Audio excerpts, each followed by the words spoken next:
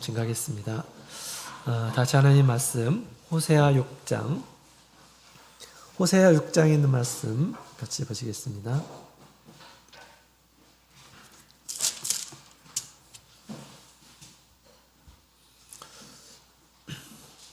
호세아 6장 1절부터 3절까지 있는 말씀, 구약성경 1261페이지,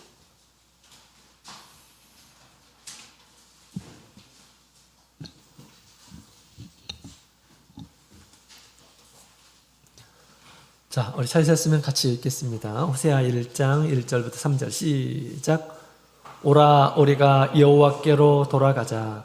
여호와께서 우리를 찢으셨으나 도로 낫게 하실 것이요 우리를 찢으셨으나 싸매어 주실 것이라. 여호와께서 이틀 후에 우리를 살리시며 제3일에 우리를 일으키시리니 우리가 그 앞에 살리라. 그러므로 우리가 여호와를 알자. 힘써 여호와를 알자. 그의 나오심은 새벽빛같이 일정하니 비와 같이 땅을 적시는 늦은 비와 같이 우리에게 임하시리라 하리라. 아멘. 할렐루야. 네, 반갑습니다. 거룩한 안식일 맞이했습니다. 일주일 동안 많이 고생하셨죠? 많이 힘드셨으리라 생각이 됩니다. 안식일은 언제 오나 손꼽아 기다렸는데 우리 하나님께서 또 이렇게 우리에게 거룩한 안식일, 또 복된 안식일을 주셨습니다. 이 안식일에 하나님께 마음을 두시면서 하나님께 위로와 또 안식을 얻으시는 귀한 안식일이 되었으면 좋겠습니다. 자, 오늘 시간에는 우리 비와 같은 우리 성령의 역사라는 제목으로 같이 말씀을 나누도록 하겠습니다. 2000년 전에 예수님께서 우리 육신으로 이 세상에 오셔서 제자들과 함께 동고동락하며 그들을 이끌어 주셨습니다. 그러나 지금은 우리 예수님께서 당신의 영으로 우리와 함께 계심을 우리에게 지금 가르쳐 주고 있습니다. 그 성령, 우리 예수님께서 계실 때도 모든 제자들이 다 예수님을 제대로 안 것이 아니었죠. 또 예수님의 많은 그러한 일들을 보았음에도 불구하고 모든 사람들이 다 예수를 믿었던 것이 아니었습니다. 물론 믿는 이란 사람들은 복된 이란 사람이지만 오늘날도 우리 주님께서 우리 가운데 영으로서 성령으로서 우리와 함께 계심을 우리가 믿고, 또 우리 성령은 우리 가운데서 어떤 일을 하고 계시는지 우리가 믿음으로 받아들이고 또 믿음으로 간구하는 가운데 성령의 은혜를 충만하게 받는 저와 여러분이 되었으면 좋겠습니다. 지난 시간에는 우리 성령은 일곱 눈이다 라고 그렇게 말씀을 해주셨습니다. 일곱 눈, 완전한 모든 것을 통찰하시는 그런 지혜를 가지신 분으로 우리에게 소개를 하고 있습니다. 그래서 우리 하나님을 사랑하는 이러한 사람들에게 우리 성령의 충만함과 함께 계시의 영으로서 하나님의 깊은 것을 알게 하신다라는 것을 우리에게 얘기해 주고 있는 것입니다. 우리 무엇보다도 우리가 하나님의 뜻을 우리가 잘 알아야 되겠죠? 하나님이 어떤 분이신지. 자, 우리 성령의 감동을 통해서, 성령의 충만함을 통해서 얼마든지 우리 하나님에 대해서 잘 알 수 있음을 우리에게 가르쳐 주고 있습니다. 또 이 세상에서 우리가 마땅히 알아야 될 것들을 성령께서 우리 가운데에서 밝혀 주십니다. 마귀의 계계 알아야 되겠죠? 그래야지 대적해서 싸우고 이길 수 있을 것입니다. 마귀의 계계를 알지 못하면 우리가 늘 속아서 넘어가게 될 것입니다. 그러면 안 되겠죠. 우리 성령께서 마땅히 우리가 알아야 될 것들을 알려주셔서 우리가 승리하면서 살 수 있도록 주님께서 우리에게 거룩한 성령을 우리에게 주셨습니다. 성령의 충만함을 위해서 늘 애쓰는 이러한 사람들에게 주님께서 분명히 그렇게 우리에게 필요한 모든 것들을 알려주시려 생각이 됩니다. 믿음의 안목을 늘 주셔서 올바른 선택을 하는 그런 삶을 살아가도록 주님께서 일곱 눈으로서 늘 우리 가운데서 역사하시기를 원합니다. 자, 오늘 이 시간에는 우리 성령이 비와 같이 역사함을 함께 살펴보도록 하겠습니다. 자, 오늘 본문의 내용을 보게 되면 우리 하나님의 임하심은, 우리에게 하나님께서 임하시는 마치 비와 같이, 땅을 적시는 늦은 비와 같이 우리에게 임하신다라고 그렇게 이야기를 하고 있습니다. 마치 그 앞에 있는 내용을 보게 되면 우리가 멀리 하나님을 떠나 일한 사람들이, 하나님과 상관없는 일한 사람들이 이제 하나님께 돌아오고 있는 그런 모습을 보게 됩니다. 하나님께 돌아와서 하나님 앞에 죽어있는 일한 사람들이 다시 살아나고, 마치 예수님께서 죽었다가 다시 살아난 것처럼 주님께서 죽으심은 우리를 위한 죽으심이고요, 주님께서 살아나신 것도 우리를 위해서 살아나신 것이죠. 그래서 예수님으로 인해서 이제 하나님 앞에 죽어있던 우리가 다시 살아나게 될 것이다라는 것을 이렇게 지금 얘기해 주고 있습니다. 또한 하나님께서 우리 심령 가운데 임하시는데 마치 비와 같이 우리에게 임하신다라고 그렇게 얘기하고 있습니다. 하나님의 영이, 하나님의 보내신 성령이 우리 가운데 비와 같이 우리에게 임하실 것임을 얘기해 주고 있는 것입니다. 이스라엘의 비는 너무너무 귀합니다. 그래서 이스라엘은 비가 그렇게 많이 내리지를 않아요. 우리나라보다 한 딱 절반 정도 이렇게 이 강수량이, 연간 강수량이 그 정도 됩니다. 우리나라는 한 1200, 1300 정도 되는데 거기는 700mm 정도 된다고 합니다. 그래서 벼농사는 꿈을 꿀 수가 없습니다. 비가 너무나 부족해가지고. 이스라엘의 주요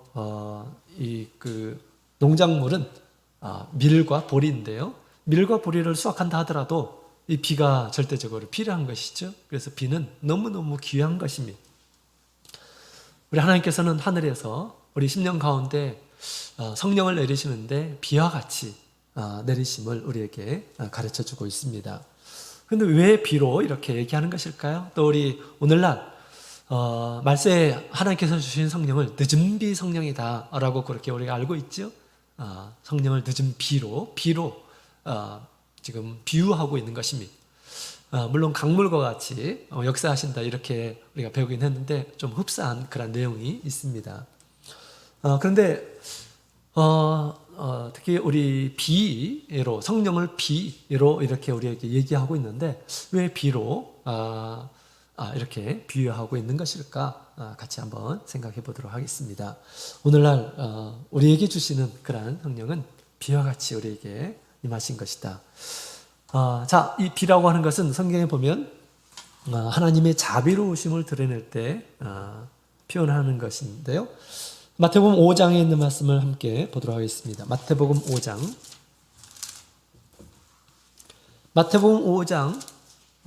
45절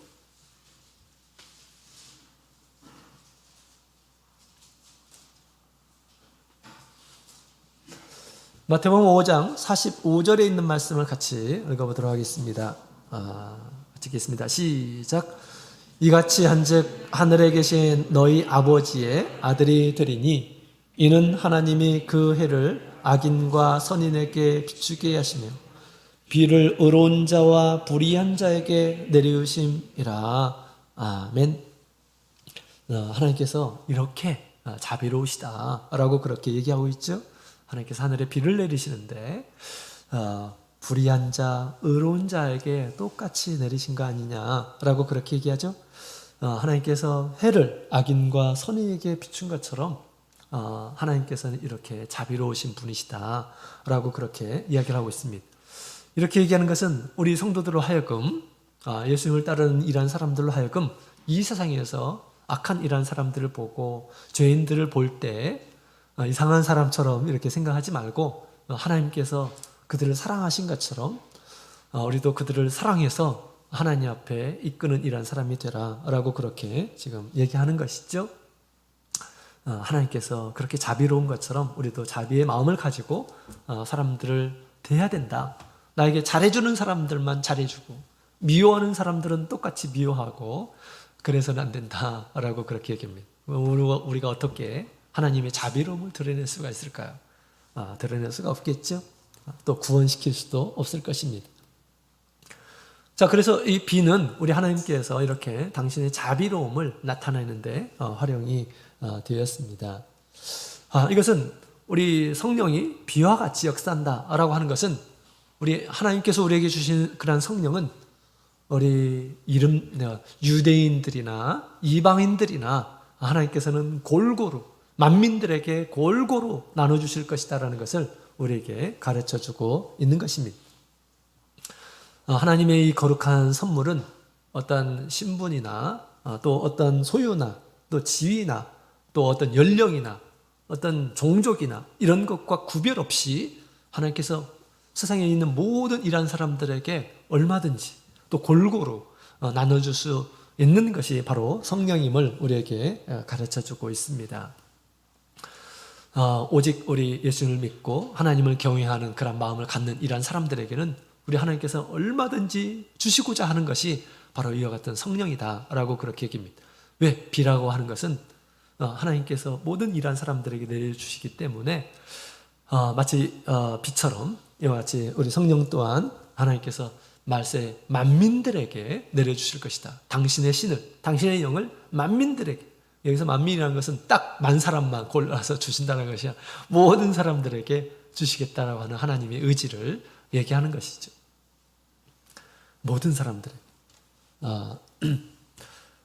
자, 그래서 우리 하나님께서는 그와 같이 우리 하나님께서 성령을 주시는데요. 우리 사도행전 10장에 있는 말씀을 보게 되면 사도행전 10장에 있는 말씀을 보게 되면 우리 하나님께서 이방인에게 처음으로 성령을 내리시는 그런 장면이 나옵니다. 사도행전 10장 우리 15절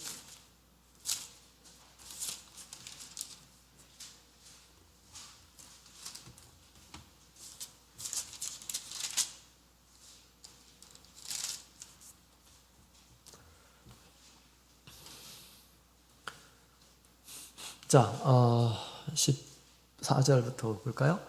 14절부터 16절 같이 읽겠습니다. 시작. 베드로가 가로되 주여 그럴 수 없나이다. 속되고 깨끗지 아니한 물건을 내가 언제든지 먹지 아니하였사옵나이다 한데, 또 두 번째 소리 있으되 하나님께서 깨끗게 하신 것을 내가 속되다 하지 말라 하더라. 이런 일이 3번 있은 후 그 그릇이 곧 하늘로 올리워 가니라. 아멘. 자, 이 베드로가 기도하고 있는 중에 환상이 이렇게 보였죠. 그래서 하나님께서 이 더러운 것들을 막 이렇게 내려주면서 이것을 먹으라라고 그렇게 얘기하는 것입니다. 그래서 나 이런 거 먹어본 적이 없다라고 하니까 예수님께서 계속해서 이걸 먹으라, 내가 깨끗하게 했으니 내가 먹어라라고 그렇게 우리 예수님께서 말씀하셨죠. 이 일이 있고 나서 바로 이 고넬료라고 하는 이방인이 지금 베드로를 부르기 위해서 사환을 보냈죠. 그 사환에 베드로를 부르게 됩니다. 물론 그 전에 보면 이제 고넬료에게도 환상이 나타났죠. 그래서 베드로를 부르라라고 그렇게 말씀하십니다. 자, 이것은 당시 유대인들은 이방인들이 마치 우리 짐승과 같이 여겼었다라는 것을 우리에게 가르쳐주고 있습니다. 하나님께서도 그렇게 생각을 하셨던 것 같아요. 그래서 우리 이전에는 율법이 없는 그들은 더러운 그런 존재임을 하나님께서 아시고, 그 다음에 끊임없이 이스라엘 백성들로 하여금 스스로 정결케 하기 위해서 이방인들과 끊도록 철저하게 이방인들과 구별된 그런 삶을 살아가도록 하셨던 거죠. 왜냐하면 그들과 가까이 지내게 되면 그들도 제대로 세워있지 못한데 그들에게 좋지 않은 그런 영향을 계속해서 받을 테니 이렇게 하나님께서는 그들과 단절하도록 그렇게 말씀하셨고요. 또 가나안 땅에 들어가게 되면 이방인들을 다 쫓아내라 라고 그렇게 말씀하셨던 것입니다. 근데 그렇게 하지를 못했습니다. 그렇게 해서 마침내 그들에게 완전히 신앙적으로 정복된 그런 삶을 그들이 살았던 것이죠. 우리 하나님의 우려가 현실이 되었습니다. 그러나 이제 우리 하나님께서 이제 세상 만민을 구원하기 위해서 예수 그리스도를 보내시고 또 성령을 통해서 세상 모든 이런 사람들을 구원하시고자 하는 그러한 계획을 이제 이루실 때가 된 것이지요.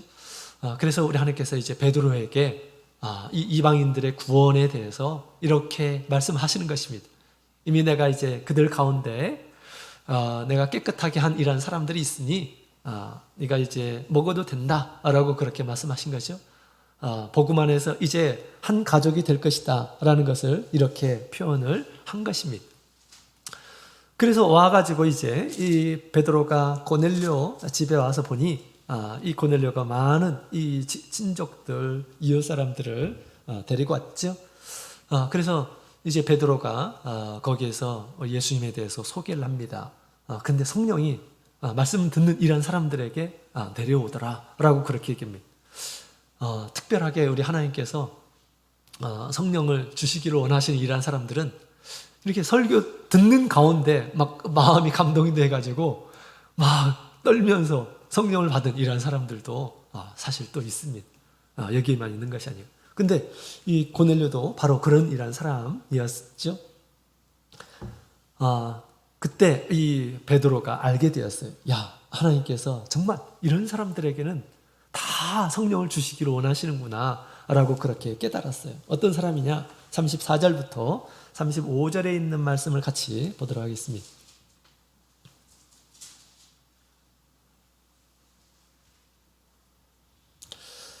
어, 34절부터 35절 같이 읽겠습니다. 시작. 베드로가 입을 열어 가로되 내가 참으로 하나님은 사람의 외모를 취하지 아니하시고 각 나라 중 하나님을 경외하며 의를 행하는 사람은 하나님이 받으시는 줄 깨달았도다. 아멘. 자, 지금 베드로가 하나님께서 받으시는 이런 사람들. 결코 하나님께서는 지금은 어떤 외모로 취하지 않고 마음 중심을 취하시는 분이시고, 그 다음에 하나님을 경외하는 마음을 가진 이런 사람들은 다 받으실 줄로 이 베드로가 이렇게 알았던 것이죠. 그래서 이 하나님께서 이 고넬을 통해서 베드로를 부른 것입니다. 자, 그래서 우리 하나님을 의식하는 이러한 사람들을 또 하나님 앞에 의를 행하고자 하는 이러한 사람들은 하나님께서 그 마음을 아십니다. 중심을 아시죠. 그래서 그들을 하나님께로 이끄시고 또 그들에게 거룩한 성령을 주시는 것입니다. 그래서 성령은 거룩한 영은 마치 비어같이 세상에 있는 모든 흩어져 있는 모든 이러한 사람들에게 다 하나님께서 주실 준비가 되어 있음을 얘기해주고 있는 것입니다. 참 감사하죠. 그러한 우리 하나님의 계획에 따라서 우리도 지금 이렇게 성령을 받은 것이죠. 비와 같은 그러한 은혜의 비를 우리가 받은 것입니다. 하나님께서 다 그렇게 계획을 하셨기 때문에 그런 것입니다. 자, 그런데 우리 하나님께서 만민에게 주시지만 아무 곳에서나 다 내리거나 그렇지는 않습니다. 아무 곳에서나 다 내리는 것이 아닙니다. 지금 우리 고넬료에게 하나님께서 성령을 주시기 위해서 어떻게 했습니까? 베드로를 이끌도록 했던 거죠. 베드로를 만나도록 한 것입니다. 그냥 고넬료 혼자 있는데 그냥 성령이 내려지고 그런 것이 아니다라는 것입니다. 베드로를 만나게 했던 것입니다. 또 사도행전에 있는 말씀을 보게 되면 사마리아에 복음이 들어갔어요. 빌립을 통해서. 근데 빌립이 세례를 많이 주고 그랬지만 성령이 한 사람도 내리지를 않았어요. 그런데 예루살렘에서 사도들이 가서 이제 증거하게 되었을 때, 또 안수하게 되었을 때 비로소 성령이 내리더라 라고 그렇게 얘기를 하고 있습니다. 그래서 우리 성령은 비와 같이 모든 사람들에게 내리지만 그렇다고 해서 아무 곳에서나 그냥 내리는 것이 아니다라는 것입니다. 개인적으로 그냥 내리는 것이 아니고 하나님께서 반드시 영적인 예루살렘을 통해서 예수를 믿는 이런 사람들을 통해서 또 참 교회를 통해서 내리신다라는 것입니다. 우리 스가랴서 10장에 있는 말씀을 같이 볼까요? 10장. 스가랴서 10장.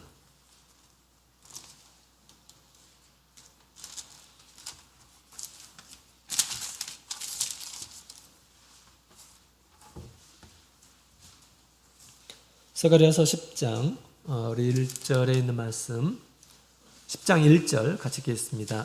시작. 봄비 때 여호와 곧 번개를 내리는 여호와께 비를 구하라.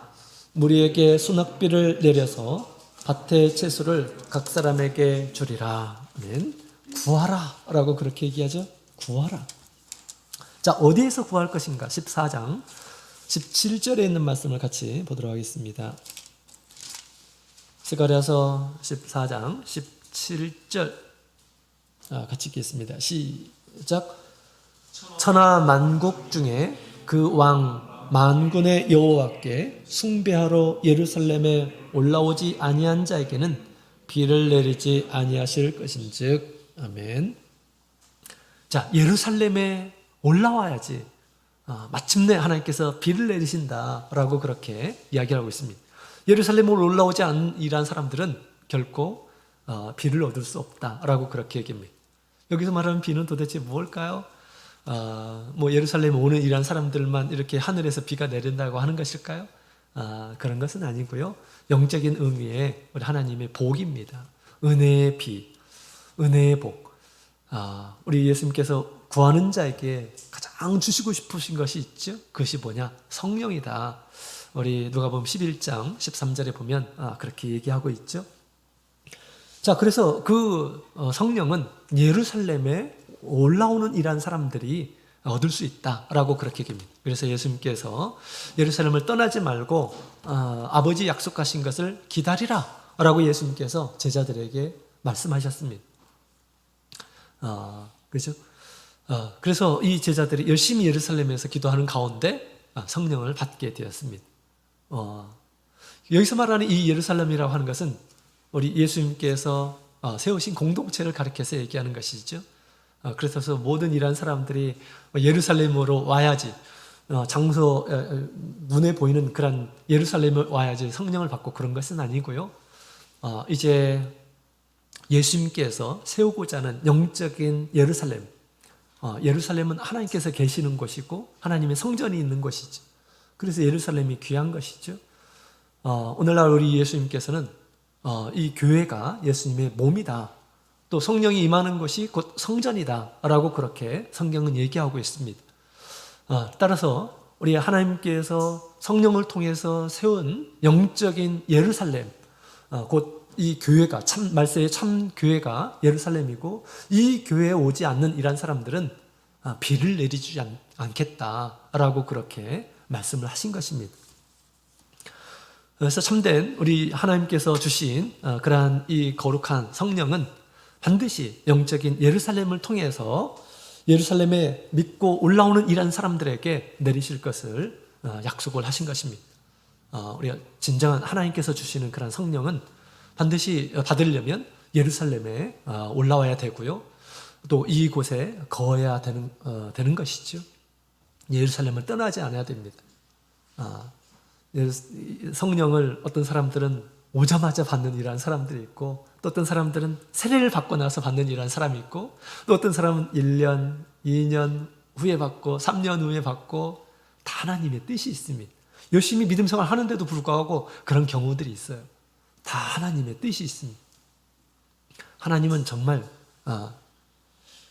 그 7눈을 가지신 우리의 모든 속을 다 감찰하시는 그런 분이십니다. 한 교회에서 이제 성도님이 되셨죠. 예수를 믿고 우리 교회에서 세례까지 받으시고 그랬는데, 이분이 성령을 받기를 간절히 원했어요. 이전에 불교에도 막 심취하고 그랬는데, 이 어떤 진리, 우리 교회의 어떤 진리와 불교의 어떤 진리를 막 비교하는 가운데, 우리 교회는 이런 성령의 체험이 있잖아요. 불교 그런 것들하고 이론적인 이런 부분들만 있어요. 이론적인 것은 조금 비슷한 부분들이 좀 있습니다. 공통적인 그런 부분들이. 그런데 우리 참예수 교회는 성령이 있고 또 성령의 감동이 있고 체험이 있잖아요.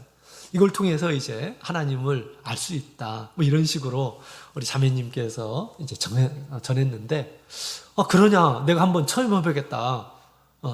그 교회에 있는 그 신이 진짜 신인지 아닌지 내가 한번 체험해보겠다. 라고 그렇게 이제 생각하고 교회에 왔어요. 교회에 와서 이제 구도자 교육을 받았죠. 구도자 교육을 처음에 하나님이 어떤 분인지, 또 하나님 어떻게 믿어야 되는지, 또 어떻게 구원을 받는지 이런 얘기를 하는 가운데 이제 세례를 받아야 된다. 근데 이분이 왜 세례를 받냐면 죄사함을 받으려고 한 것이 아니라 세례를 받아야지 성령을 받을 수 있기 때문에 이분이 이제 세례를 이제 받으신 것입니다. 세례를 받고 나서 이제 그 뒤에 있는 영혼회, 이분이 영혼회 때 성령을 많이 받는다라는 거란 이야기를 듣고 굉장히 열심히 금식을 하면서 열심히 이렇게 기도를 했습니다. 근데 최종적으로 성령을 못 받았어요. 성령을 못 받았습니다.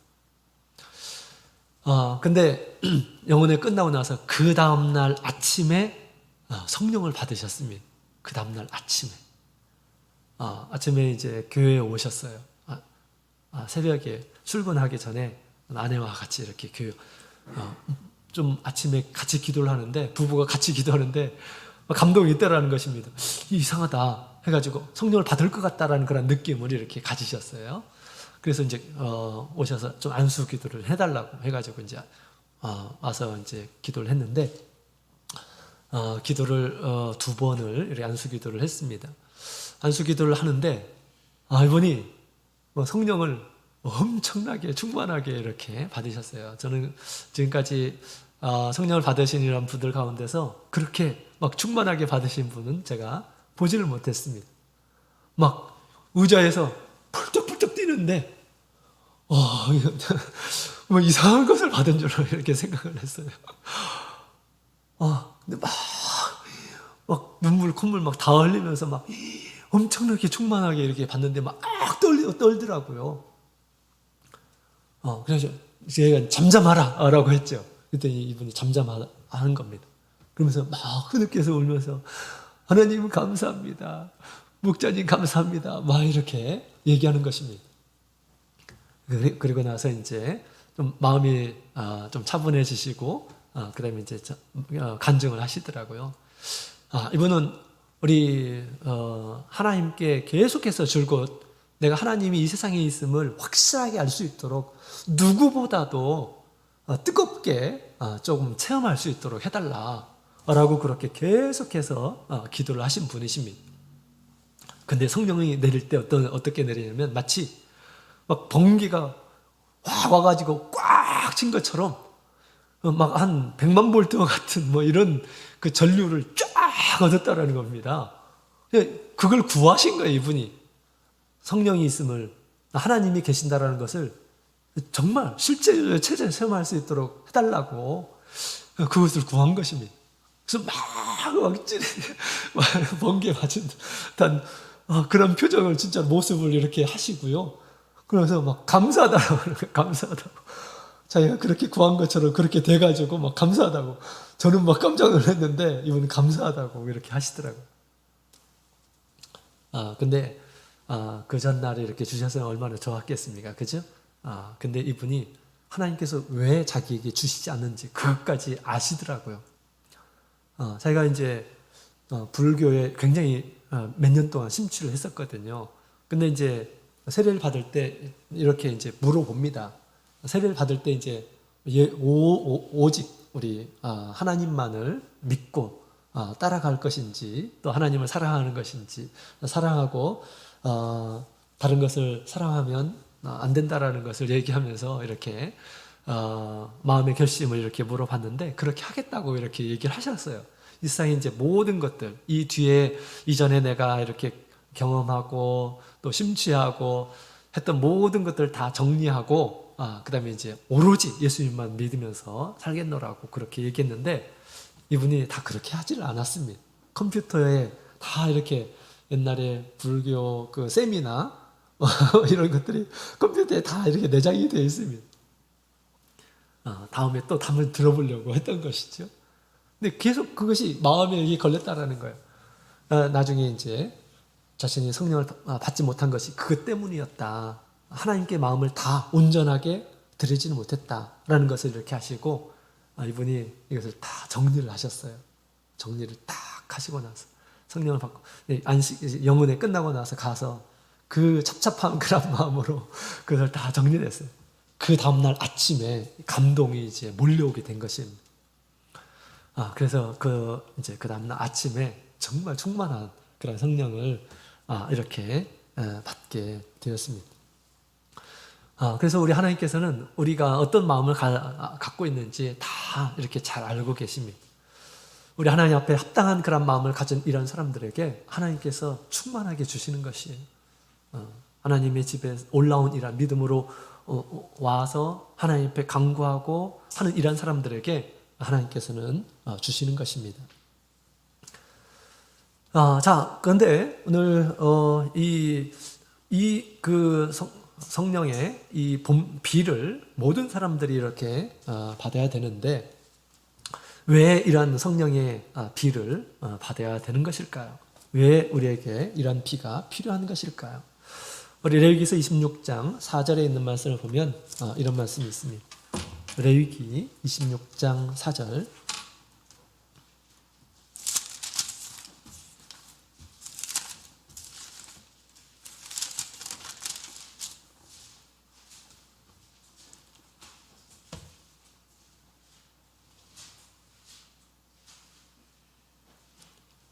네, 같이 읽겠습니다. 시작.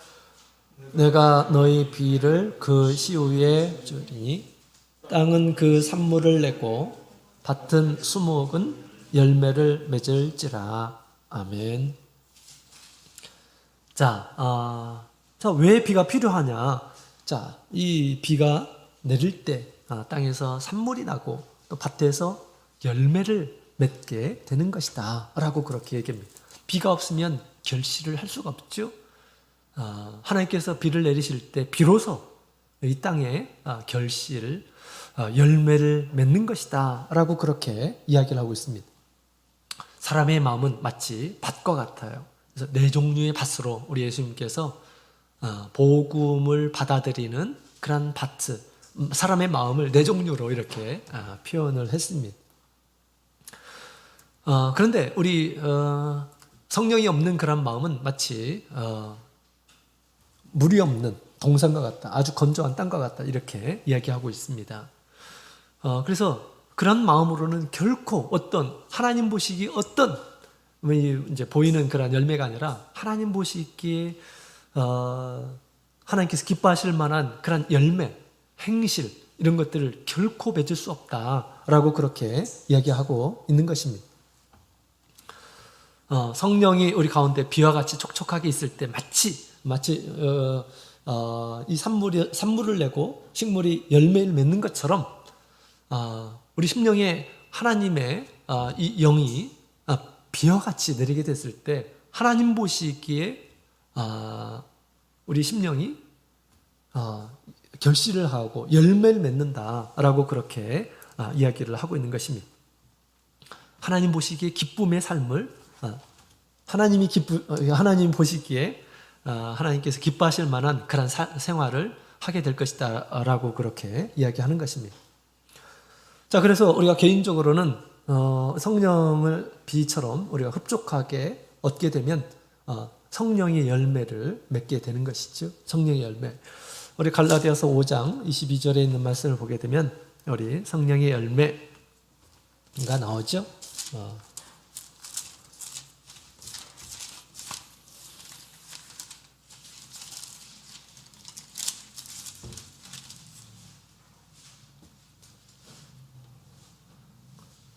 갈라디아서 5장 22절, 23절 같이 읽겠습니다. 시작. 오직 성령의 열매는 사랑과 희락과 화평과 오래 참음과 자비와 양성과 충성과 온유와 절제이니 이 같은 것을 금지할 법이 없느니라. 아멘. 우리 수원교회는 우리 모든 성도님들이 성령의 열매를 꼭 맺어야 됩니다. 그죠? 소그룹이 성령의 열매 이름으로 돼 있어요. 그러한 꼭 필요한 우리 젊은 자매님들에게 꼭 필요한 온유한 마음으로 가정을 섬기고 우리 자녀들을 이끌고 그래야 되겠죠? 막 화를 내면서 막 그렇게 해서는 안 됩니다. 그죠? 또 우리 나이 드신 우리 자매님들은 마땅하게 나이가 들게 되면 하나님께서 자비로우신 것처럼 자비의 마음을 가지고 우리 성도들을 돌보고 교회를 돌보고 그래야 되겠죠. 아름다운 성품을 나타내면서 살아야 되겠습니다.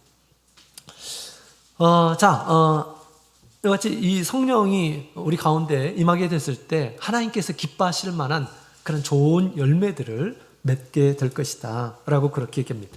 성령의 비를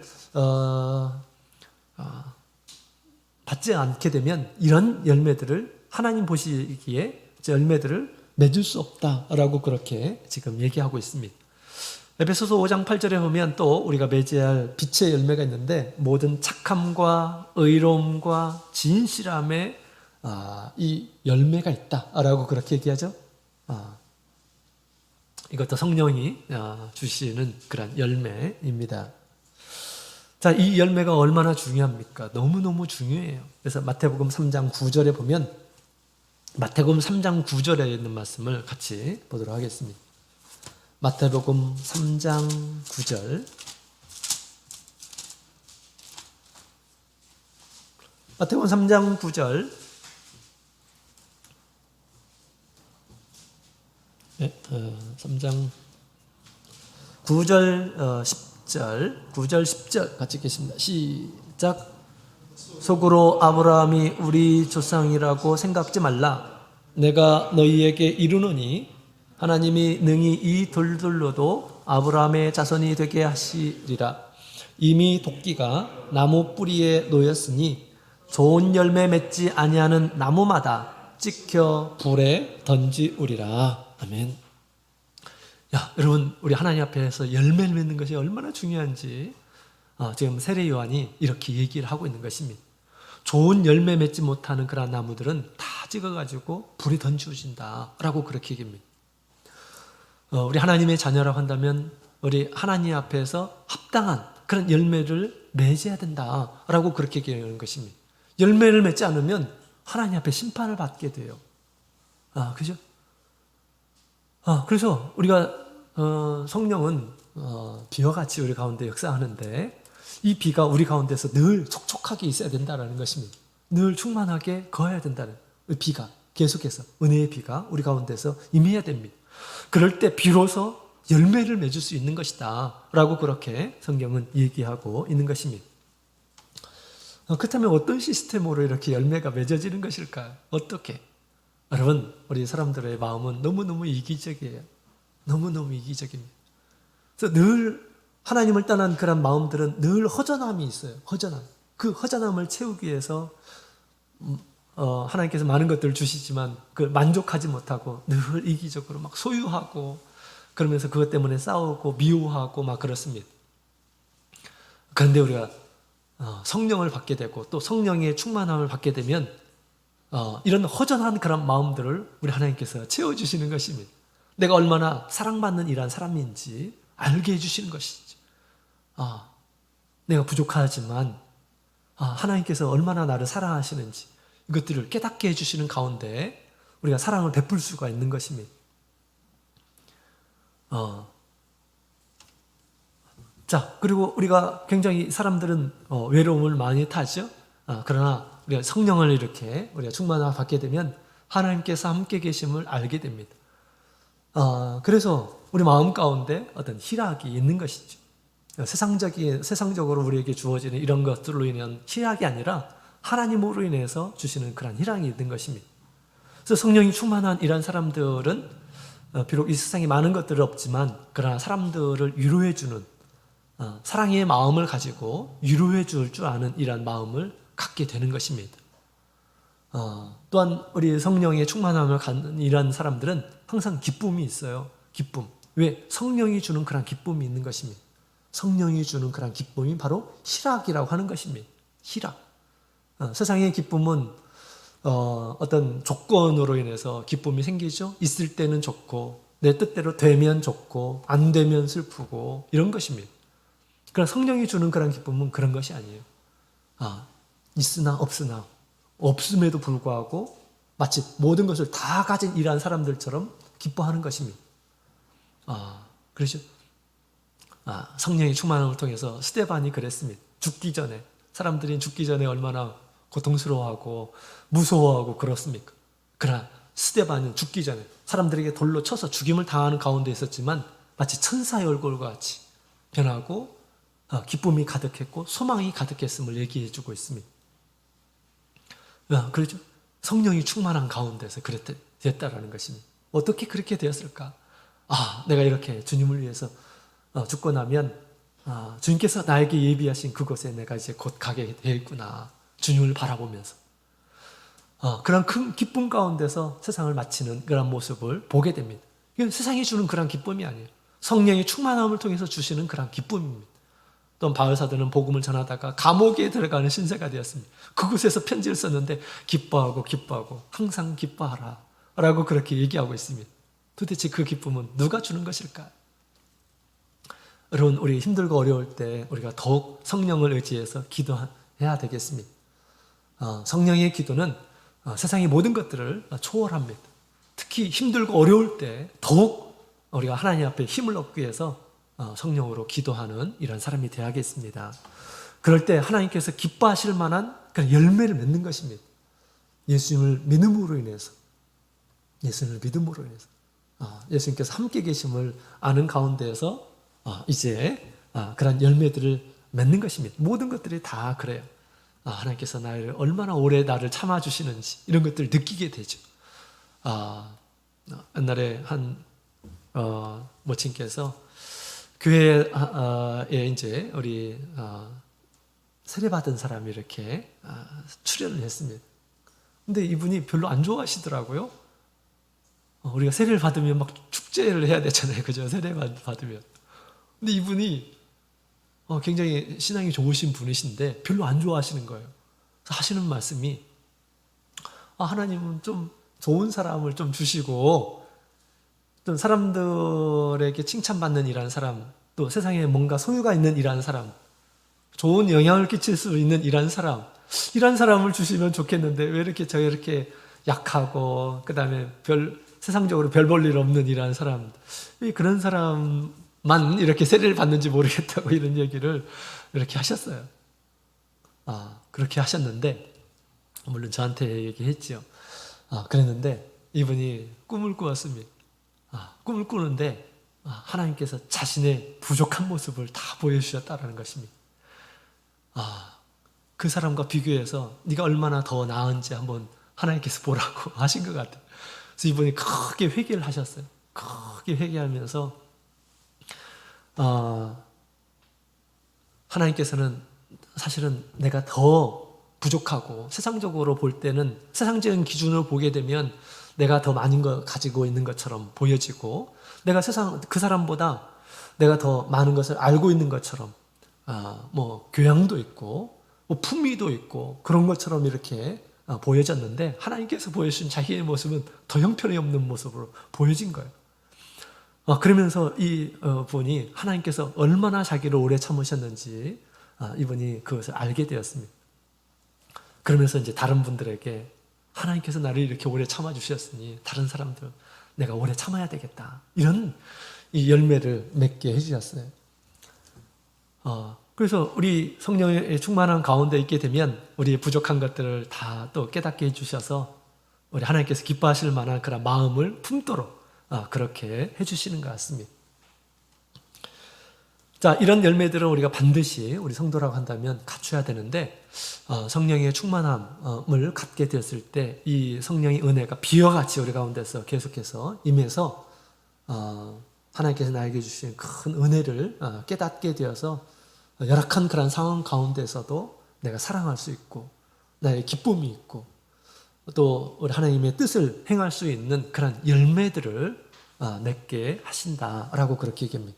이런 열매들은 우리가 반드시 있어야 되겠습니다. 아브라함이 참 좋은 열매들을 가지고 있는 그런 모습을 보게 됩니다.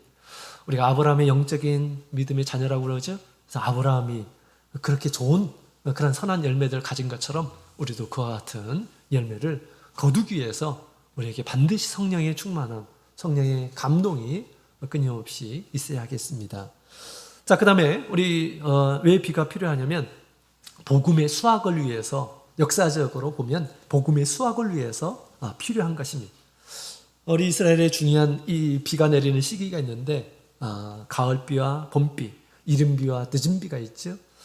이른비는 가을비라고 합니다. 밀을 심기 위해서 씨를 심기 위해서 비가 내려야 돼요. 그죠? 그 다음에 또 봄비는 늦은비라고 하는데 수확하기 전에 이 곡식들이 아주 충실하게 자라기 위해서 이런 비가 절대적으로 필요합니다. 이와 같이 우리 오늘날 하나님께서 우리에게 주시는 그런 성령은 봄비라고 그렇게 하는데 바로 추수를 위해서 주신 그런 비입니다. 그러면 사도교의 비는 무엇입니까? 바로 이제 이른비였던 것이죠. 가을비였습니다. 그 비로 말미암아서 교회가 많이 생겼죠. 사도교회가 많이 생겨서 세상에 복음이 온 세상에 전파되도록 했던 것입니다. 그리고 나서 이제 우리 예수님께서 오시기 전에 만민을 수확하기 위해서, 복음의 수확을 위해서 이제 지금 늦은 비를 지금 내리고 있다라는 것입니다.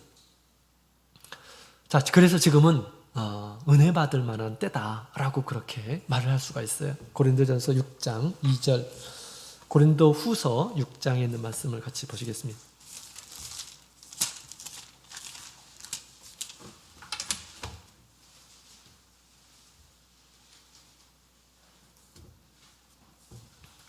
고린도 후서 6장 2절. 자, 같이 읽겠습니다. 시작. 가라사대 내가 은혜 베풀 때에 너를 듣고 구원의 날에 너를 도왔다 하셨으니 보라 지금은 은혜 받을 만한 때요 보라 지금은 구원의 날이로다. 아멘.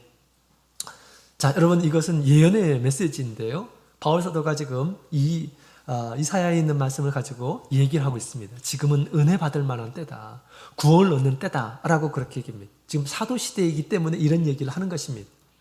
사도시대가 지난 다음에 300년 후에 400년 후에 이 말이 적용이 될까요? 이 말이 적용이 되질 않습니다. 구원의 문이 닫혀있는 때입니다. 근데 이 이사야에 있는 말씀은 지금 오늘날 우리가 살고 있는 이때 바로 이루어지고 있는 것입니다. 지금이야말로 은혜 받는 때입니다. 구원을 받는 그런 때입니다. 성령이 우리 이 세상에 있는 모든 이러한 사람, 하나님께서 구원할 이러한 사람들에게 내리셔서 구원받는 이러한 사람들을 찾고 계신다라는 것입니다. 수확을 위해서 하나님께서 지금 비를 내려주고 있다라는 것을 우리에게 얘기해주고 있는 것입니다. 이런 비는 늘 있는 것이 아니에요. 늘 있는 것이 아니에요. 100년 전에 이런 비가 없었습니다. 이후에 비가 그치는 때가 있습니다. 계시록 11장 6절에 있는 말씀을 보면, 계시록 11장 6절에 보면 이런 말씀이 있죠. 계시록 11장 6절, 11장 6절 같이 읽겠습니다. 시작. 저희가 권세를 가지고 하늘을 닫아 그 예언을 하는 동안 비 오지 못하게 하고, 또 권세를 가지고 물을 변하여 피 되게 하고 아무 때든지 원하는 대로 여러 가지 재앙으로 땅을 치리로다. 아멘. 자, 여기 보면 두 증인이 예언하는 때가 있어요. 두 증인, 하나님의 사람들인데요, 그 두 증인이 예언하는 때 바로 하늘을 닫아서 비가 오지 못하도록 한다라고 그렇게 얘기합니다. 비가 오는 것은 우리 하나님의 자비의 상징이라고 그랬죠. 하나님의 자비, 하나님의 은혜가 그칠 것이다 라는 것을 지금 얘기하고 있는 것입니다. 그 중에 가장 큰 하나님의 자비가 뭡니까? 성령이 내려지는 거예요. 성령은 우리가 하나님 앞에 증거이죠. 하나님의 자녀임을 증거해 주는 것입니다. 내가 구원받는 이런 사람임을 증거해 주는 것이, 그런 증거가 없는 거예요. 그죠? 때가 되면 이런 날이 올 것입니다. 우리 계시록에 있는 말씀을 쭉 배우면 어떤 상황에서 이런 얘기가 나오는지 다 아마 깨달을 수 있을 것이라 생각이 듭니다. 자, 그래서 이 은혜의 비가 그치는 그런 때가 있다라는 것입니다. 이 세상에 있는 사람 아무리 원해도 얻을 수 없는 그런 때가 올 것이다라는 것을 우리에게 얘기해 주고 있습니다.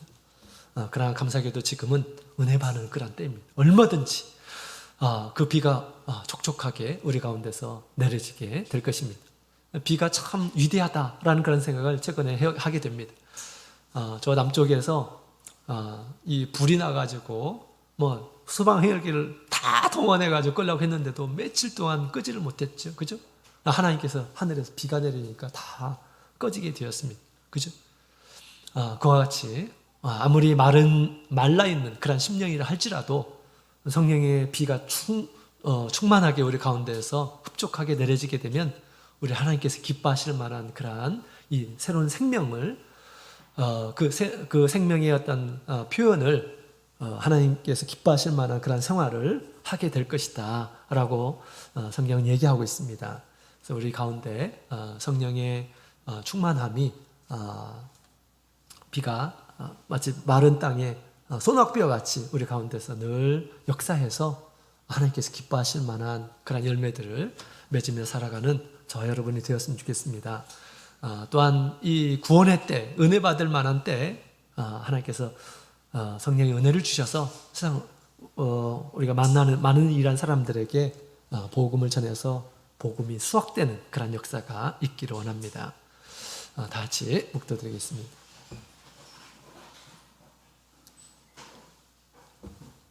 할렐루야.